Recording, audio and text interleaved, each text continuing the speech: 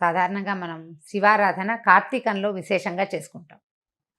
ప్రతి సోమవారము శివుడికి సంబంధించిన వారంగానే భావిస్తాము. ప్రతి మాస శివరాత్రి కూడా శివారాధన ప్రత్యేకంగా చేస్తాం.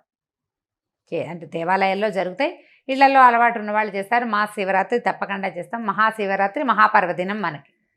అయితే ఈ శుభ శ్రావణ మాసంలో సోమవారాలను కూడా శివార్చనకి కేటాయించుకోవచ్చు. ఇదొక పద్ధతి. శ్రావణ సోమవారాలు మామూలుగా మనం కార్తీకంలో చేసినంత విశేష శివారాధన కాకపోయినా కూడా, శివారాధన సాధారణమైన శివారాధన అయినా కూడా ఈ శ్రావణంలో చేసుకోవచ్చు. 4 సోమవారాల్లోనూ శివార్చన చేయటం, ప్రత్యేకంగా స్వామిని అర్చించుకోవటము, ఏదైనా శివ సంబంధమైన స్తోత్రం కానీ శ్లోకం కానీ నేర్చుకోదలుచుకున్న వాళ్ళు ఈ రోజున మొదలు పెట్టుకోవచ్చు. ఇవాళ మొదలు పెట్టుకుని ఇక్కడి నుంచి క్రమంగా నేర్పించవచ్చు. పిల్లలకు నేర్పించినా కూడా ఇదే పద్ధతి. శ్రావణ సోమవారాలు అత్యంత శుభస్కరమైనవి. ఎందుకంటే శివుడు ఐశ్వర్యకారకుడు అని చెప్తారు, మోక్షకారకుడు కూడా. ఐశ్వర్యకారకుడు. మనం ఏదైనా ఒక విభూతిని కోరుకుంటే, ఒక ఐశ్వర్యాన్ని, దాన్ని ఇచ్చే దేవతల్లో శివుడు అగ్రగణ్యుడుగా చెప్పబడతాడు. అటువంటి పరమేశ్వరుణ్ణి శ్రావణ మాసపు తొలి రోజునే అర్చించుకోగలగటం మన యొక్క అదృష్టంగా భావించి శివాలయ దర్శనం చేయగలిగితే సరే. ఉదయమే శివార్చన చేయలేకపోతే సాయంకాలమైనా సరే దేవాలయాన్ని దర్శించి దేవాలయంలో దీపారాధన చేయగలిగితే చేయటం. ఇక్కడ విశేషంగా ఈ మాసాల్లో దీపారాధన ప్రత్యేకంగా చెప్పబడలేదు. అర్చన ప్రధానమైంది, శివ దర్శనము చాలా ముఖ్యమైనది. శివారాధనతోటి శ్రావణాన్ని కనుక ప్రారంభిస్తే మిగిలిన మాసం అంతా కూడా శుభప్రదంగా జరుగుతుందని అనిపిస్తూ ఉంటుంది. శ్రద్ధగా శివారాధన చేయండి. శివ సంబంధమైన ఒక్క శ్లోకాన్ని తీసుకోండి. 2 బిల్వదళాలు ఒక చిన్న చెంబుతోటి నీళ్ళైనా శివుడికి సమర్పిస్తే కనుక ఈ అభిషేకం యొక్క ఫలితము ఈ శ్రావణ మాసపు తొలి రోజున చేయటం, శ్రావణ సోమవారం నాడు చేయటం వల్ల అది ఇతోధికమైన ఫలితాన్ని ఇస్తుందని చెప్పబడుతుందండి. చాలా దేవాలయాల్లో ఈ తిరుమలలో కూడా ఈ సోమవారం నాడు శివార్చన చేస్తారు. ఇదే విధంగా ఈ 4 సోమవారాలని తొలినాడు మనం లక్ష్మీ పూజ లేదా లక్ష్మీ అర్చన వాటిలలో హడావిడిగా ఉన్నా కూడా ఇంకొక 3 సోమవారాలు ఉన్నాయి కదా.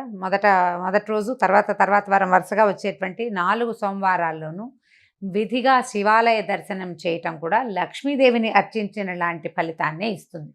ఒకవేళ వ్రతము అది చేసుకోలేని వాళ్ళు, అలవాటు లేని వాళ్ళు శివారాధన చేసుకోవచ్చు. శ్రావణ మాసంలో 4 సోమవారాల్లోనూ దేవాలయ దర్శనం చేయటం, పరమేశ్వరుడికి అభిషేకం చేసిన అభిషేక తీర్థాన్ని తీసుకోవటం, స్వామివారిని నందీశ్వరుడి మీదుగా లింగ స్వరూపాన్ని దర్శనం కనుక చేస్తే విశేషమైన ఫలితం ఇస్తుంది. ఈ రోజుల్లో తీర్థయాత్ర కూడా చాలా ఫలితాన్ని ఇస్తుందని చెప్పబడుతోంది. కానీ మన పరిస్థితులంతా అనుకూలంగా లేవు కాబట్టి సమీపంలో ఉన్న ఏ శివాలయాన్నైనా దర్శించండి. అయితే మనం సాధారణంగా అందరూ చేసేదేనండి, మన ఊళ్ళో ఉన్న గుళ్ళని వాటిని వదిలిపెట్టేస్తాము, ఏదో ఒక గుడి చూస్తాం అంతే. సాధారణంగా యాత్రలకు వెళ్ళాలని భావిస్తాం.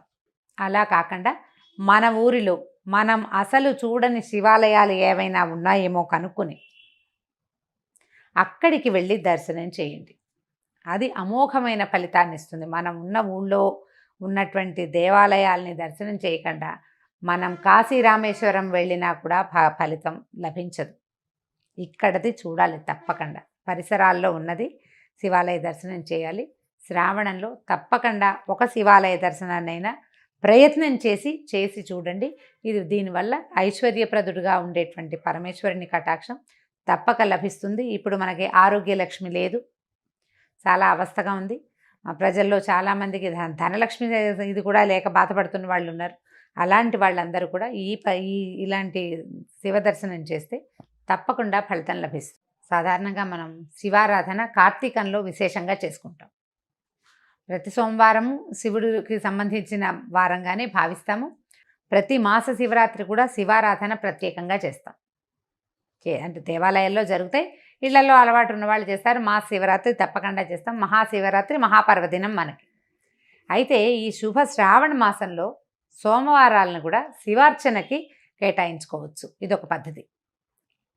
శ్రావణ సోమవారాలు మామూలుగా మనం కార్తీకంలో చేసినంత విశేష శివారాధన కాకపోయినా కూడా, శివారాధన సాధారణమైన శివారాధన అయినా కూడా ఈ శ్రావణంలో చేసుకోవచ్చు. 4 సోమవారాల్లోనూ శివార్చన చేయటం, ప్రత్యేకంగా స్వామిని అర్చించుకోవటము, ఏదైనా శివ సంబంధమైన స్తోత్రం కానీ శ్లోకం కానీ నేర్చుకోదలుచుకున్న వాళ్ళు ఈ రోజున మొదలు పెట్టుకోవచ్చు. ఇవాళ మొదలు పెట్టుకుని ఇక్కడి నుంచి క్రమంగా నేర్పించవచ్చు. పిల్లలకు నేర్పించినా కూడా ఇదే పద్ధతి. శ్రావణ సోమవారాలు అత్యంత శుభస్కరమైనవి. ఎందుకంటే శివుడు ఐశ్వర్యకారకుడు అని చెప్తారు, మోక్షకారకుడు కూడా. ఐశ్వర్యకారకుడు. మనం ఏదైనా ఒక విభూతిని కోరుకుంటే, ఒక ఐశ్వర్యాన్ని, దాన్ని ఇచ్చే దేవతల్లో శివుడు అగ్రగణ్యుడుగా చెప్పబడతాడు. అటువంటి పరమేశ్వరుణ్ణి శ్రావణ మాసపు తొలి రోజునే అర్చించుకోగలగటం మన యొక్క అదృష్టంగా భావించి శివాలయ దర్శనం చేయగలిగితే సరే. ఉదయమే శివార్చన చేయలేకపోతే సాయంకాలమైనా సరే దేవాలయాన్ని దర్శించి దేవాలయంలో దీపారాధన చేయగలిగితే చేయటం. ఇక్కడ విశేషంగా ఈ మాసాల్లో దీపారాధన ప్రత్యేకంగా చెప్పబడలేదు. అర్చన ప్రధానమైంది, శివ దర్శనము చాలా ముఖ్యమైనది. శివారాధనతోటి శ్రావణాన్ని కనుక ప్రారంభిస్తే మిగిలిన మాసం అంతా కూడా శుభప్రదంగా జరుగుతుందని అనిపిస్తూ ఉంటుంది. శ్రద్ధగా శివారాధన చేయండి. శివ సంబంధమైన ఒక్క శ్లోకాన్ని తీసుకోండి.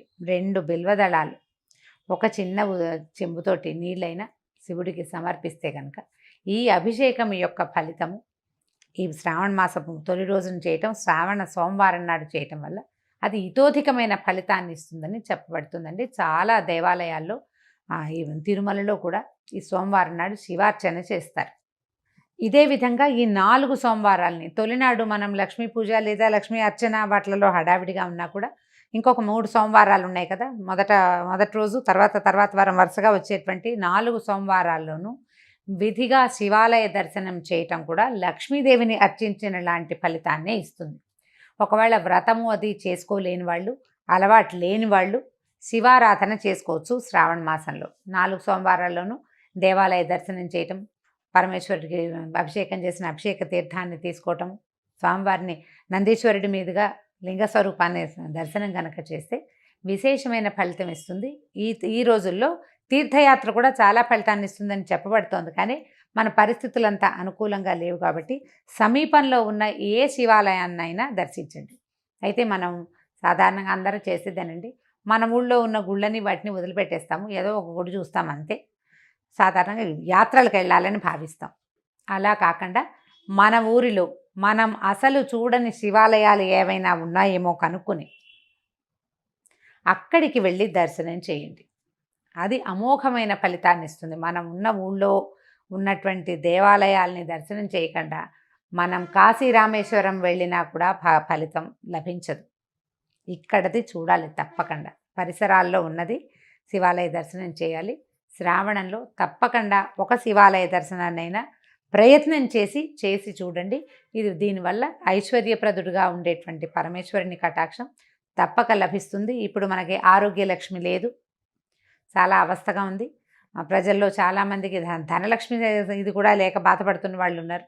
అలాంటి వాళ్ళందరూ కూడా ఇలాంటి శివ దర్శనం చేస్తే తప్పకుండా ఫలితం లభిస్తుంది.